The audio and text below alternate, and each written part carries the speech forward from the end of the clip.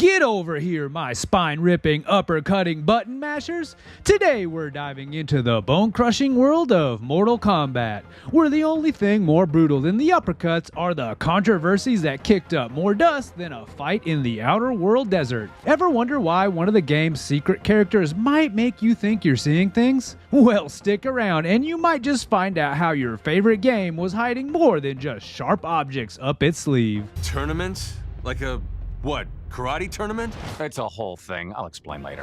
When Mortal Kombat first erupted onto the scene in 1992, it wasn't just another fighting game. It was a revolution wrapped in a gi. The brainchild of Ed Boon and John Tobias, the game was originally conceptualized as a quick project centered around a famous martial artist. However, when the plan to secure Jean-Claude Van Damme fell through, the duo pivoted dramatically.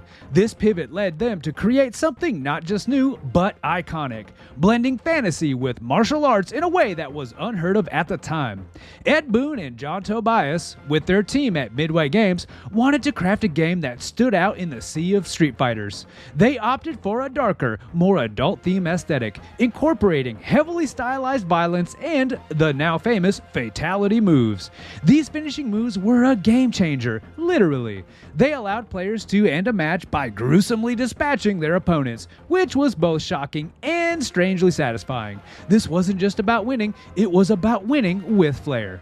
The development of Mortal Kombat also saw the introduction of digitized graphics, a novel technique at the time that involved capturing live actors to portray characters, giving the game an edge of realism that cartoons of pixels just couldn't match. This choice not only set it apart visually, but also helped to embed a sense of authenticity to the bone-crunching combat.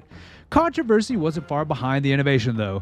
The graphic violence, especially the fatalities, sparked widespread debate and media backlash. This led to congressional hearings and ultimately to the establishment of the Entertainment Software Rating Board, otherwise known as ESRB, in 1994. The game was at the heart of the cultural storm, questioned by parents and politicians alike, yet it also established a legacy as a pioneer in how video games were viewed in terms of content and age appropriateness. The characters themselves were a ragtag group of fighters from various realms, each with their own rich backstories, which Tobias and Boon fleshed out in intricate detail, from the Thunder God Raiden to the Hellspawn Scorpion. Each character was designed with a unique set of moves and an elaborate myth that drew players deeper into the world of Mortal Kombat. But to dive deeper in the roster of Mortal Kombat, the game introduced players to a widely diverse cast of characters, each more menacing and mythical than the last. These weren't your average fighters. They were meticulously crafted avatars with their own eerie realms and dark destinies.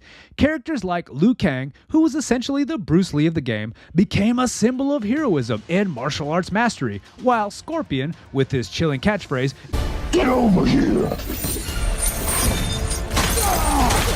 became an icon of revenge-driven resurrection. The backbone of Mortal Kombat was its intricate storyline, a narrative that thrust these characters into an interdimensional martial arts tournament.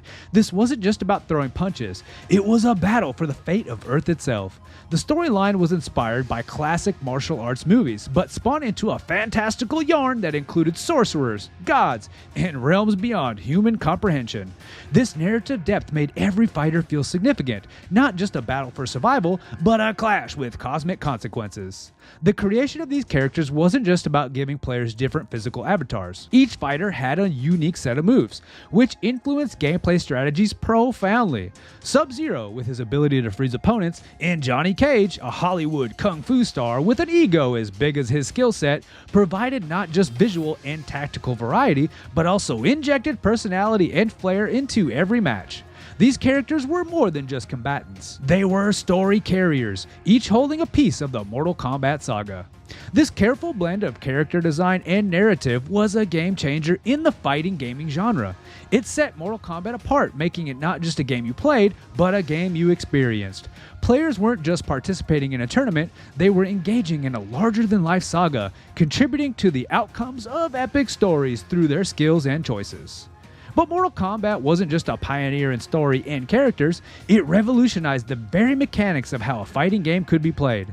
The core of its gameplay lay in its brutal, no-holds-barred combat system, which introduced the gaming world to the joy of juggling opponents with meticulously timed combos and the sheer shock value of the fatality, a finishing move that ended matches with an unforgettable display of gore. What set Mortal Kombat apart was its deliberate pace and the strategic depth behind each fight. Unlike other fighters of the time, which often emphasized speed and relentless attack, Mortal Kombat required players to think critically about when to strike and when to hold back, adding a layer of psychological warfare to the physical one. This more measured pace allowed for dramatic tension to build, making each punch, kick, and eventually gruesome finish feel all the more satisfying. But let's talk about those fatalities for a minute, because if you thought popping the question was nerve-wracking, try inputting the correct combo to pull off a spine-ripping fatality under pressure. These moves became the game's signature, a gruesome reward for those skilled enough to execute them. And just like these fatalities, I've got a spine-tingling request for you. If you're enjoying this deep dive into gaming, gore, and glory, why not hit that like button and subscribe? Trust me, it's less painful than a fatality and keeps you connected for more epic game lore. The game also introduced other less lethal but equally entertaining finishers like the babyality and friendship moves, adding humor and a lighter touch to the otherwise intense atmosphere of the game.